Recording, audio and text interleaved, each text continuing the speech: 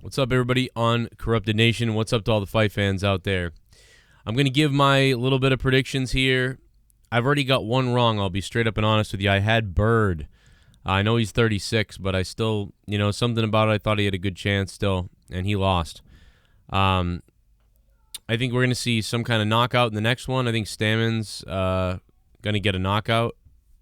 That's just how I feel. I think he's going to win. Heinisch, I think he's going to take the win.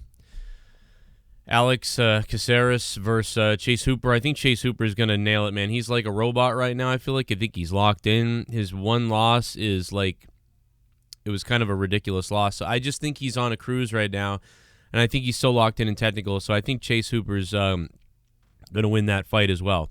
I'm going to go over these really quickly, like I said, because I want to get right to it, because I'm going to be live tonight. We're going to be talking about this live tonight.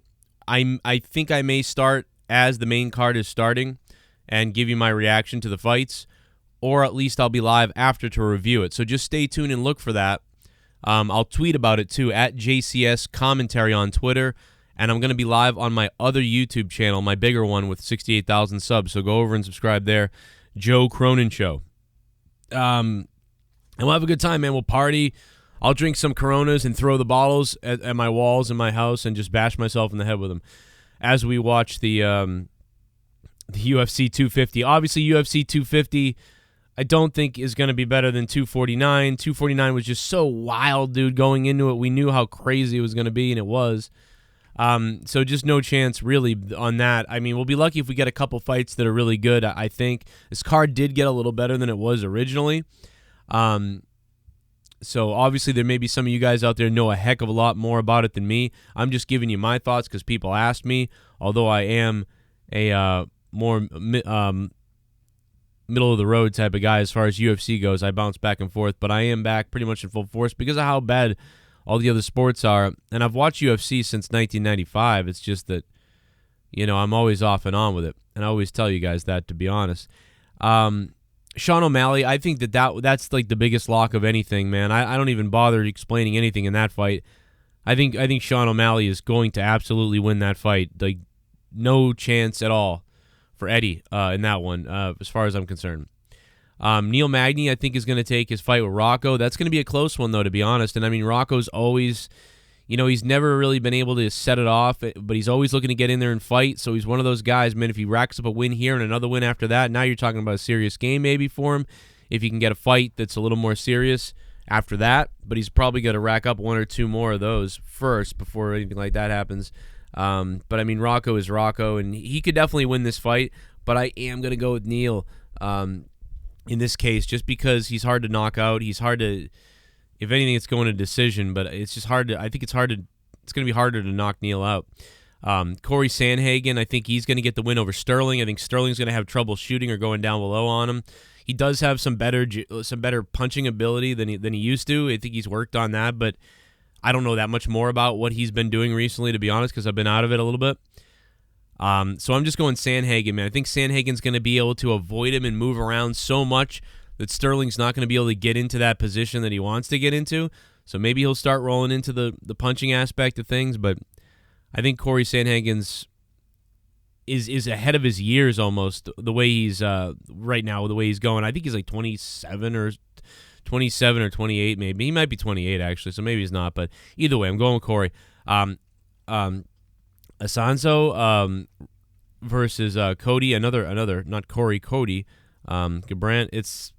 I think the reason why I'm going Asanzo is because he's just more technical from everything I've always seen him fight. He just seems more technical. He knows what he's going to do when he goes in there.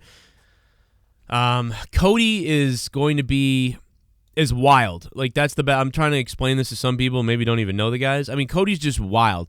He could go off and win this fight. Like, Cody could go off and win this fight, no doubt about it. He could go into that, like, whacked out mode he's got and just go rogue, basically. If he goes rogue, he does have a chance to win. But because Asanzo is so just technical and he's probably going to perform the way he always does, I'm sticking with him as my pick just because of that. You know what I mean? In my opinion, Cody has a potential to perform under his capabilities in this if he makes mistakes when he goes rogue, or going rogue in this thing could actually lead him to a victory maybe. But just unpredictable from Cody. I don't know, man. I don't know too much about Cody. I've seen him fight 4 times maybe. But yeah, Sanso's just got this. He's just more technical. I know what he's going to do, so I'm going with him for that reason. But that'll be close too. Amanda Nunes and Spencer. Spencer is going to come out probably pretty furious. She's very intense. So it's going to be this is kind of a tough one too. I'm going with Amanda. I mean, I'm just going to go with Amanda. Again, it's sort of that, like, I know what she can do. If she can last in this thing, not get tired, then Amanda's gonna be able to, I think, probably definitely win this. But Spencer is gonna, I think this is gonna be one of Amanda's toughest fights ever. Like, I really think there's a potential for something crazy here. And if you pick Spencer, I mean, you might be right, but I'm just going with Amanda. I think that she's gonna last and strike and then show up in the end, and maybe it will go to decision, but Spencer can take some shots too. So I don't know, man. This is going to be, I'm hoping this is a very close fight and a wild one.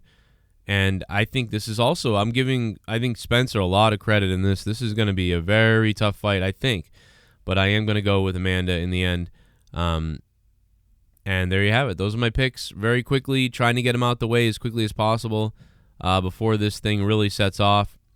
And I will see you guys I'll be reacting, I'll be live, we'll be hanging out before the Corrupted podcast tonight, which takes place on my Patreon. If you guys want to support my channels and everything I do everywhere, patreon.com/Joe Cronin Show.